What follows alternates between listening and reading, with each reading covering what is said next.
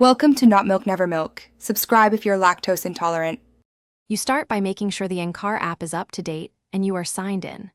Open the app now. Once it loads, make sure permissions like location and storage are allowed so settings will stick.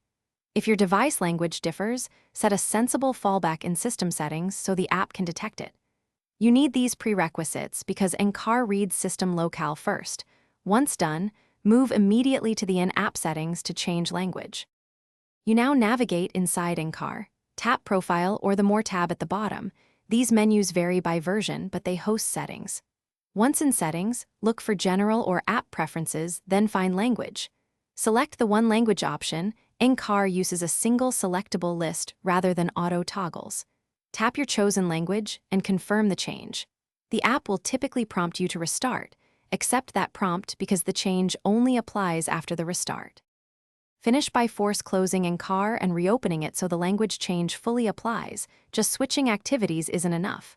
When the app restarts, scan main menus, search labels, and settings to confirm the new language is active. If some strings remain unchanged, clear the app cache, reboot your device, and reopen Encar. If that still fails, reinstall the app. That step resets language assets.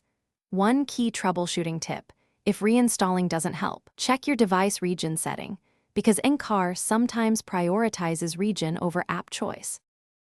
Thanks for watching. If this was helpful, leave a like and consider subscribing. See you next time.